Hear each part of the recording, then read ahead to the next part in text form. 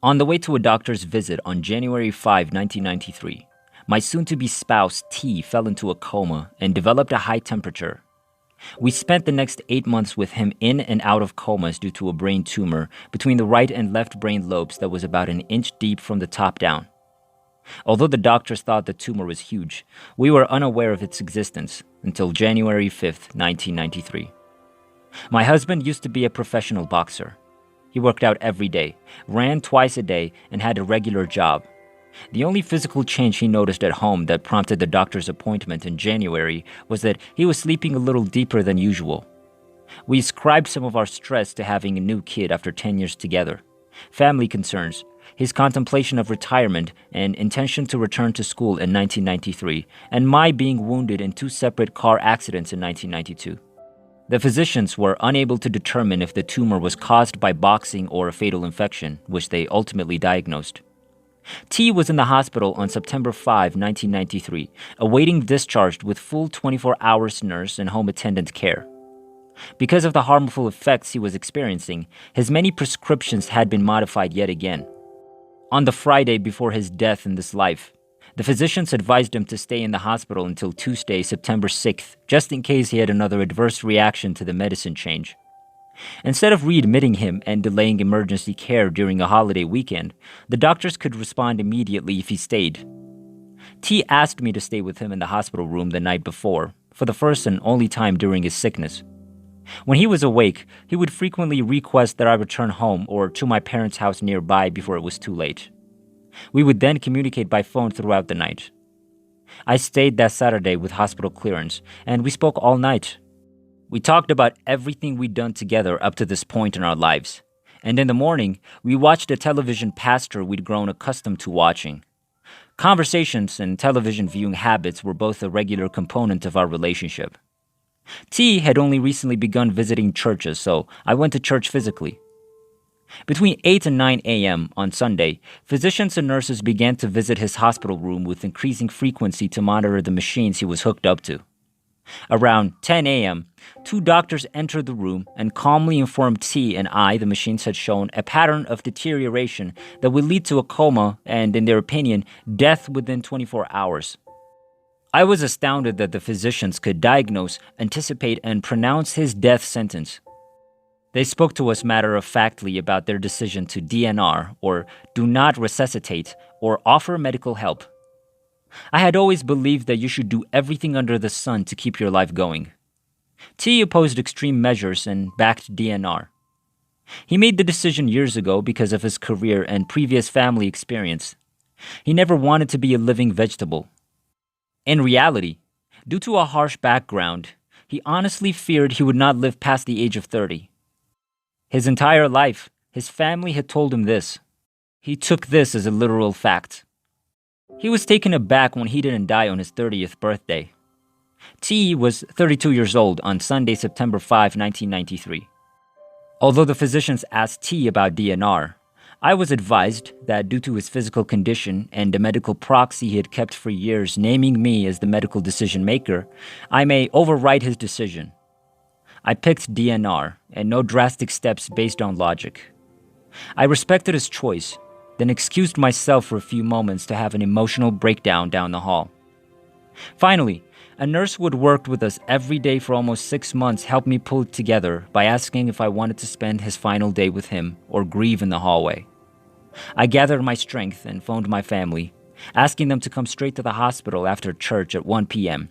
But not about his death sentence, save to his oldest child's mother, so she could determine how and what was the best way to prepare her child and family. I returned to the hospital room with the thought that he had until 5 p.m. that day. Nobody warned me he was going to die at 5 p.m. At the time, I was reacting emotionally to the circumstance. T was having hard breathing as I entered the room. T was concerned about my condition as my breathing became erratic. He inquired as to how I was doing. He was concerned about my well-being. He even offered to change the medical DNR and risk becoming a vegetable if I so desired. To this day, I'm genuinely affected that, despite his unavoidable diagnosis, he could be so focused and worried about my emotional and physical well-being. I assured him that everything would be all right. I'd be alive later. I assured him that I would respect his requests. He stated that he wanted to preserve his decision while visibly embracing all that was happening. I was sitting on the side of his bed, holding his hand as his breathing became increasingly ragged and labored. His gaze was serene. The medical staff came in and out of the room, checking the machines. I wonder if these were my final minutes or hours on Earth. I reached for the Bible near T's nightstand while holding his right hand. I decided to let it open wherever it would and just kept reading God's Word. What could be more wonderful to hear? We'd already talked about everything the night before. The Bible was opened on Matthew chapter 28, verse 1, which described Mary and Mary Magdalene visiting Jesus' tomb. I could read and watch T's face as his breathing became more pleasantly erratic. He kept his gaze fixed on me until 4 breaths before his last exhale. I was completely aware of how utterly quiet everything was after that breath. As I sat there, holding his hand, I noticed something unusual. I witnessed what appeared to be a whitish, wispy, foggy human form lifting out of a lying down to sitting to lifting form departing his body. It moved upward and diagonally across the corner of the ceiling. "This is wild," I exclaimed. I understood he was no longer inside the human body's shell. There's no doubt about that. I even felt as though I were a part of it. In perfection and joyful calm, everything seen and unseen was linked.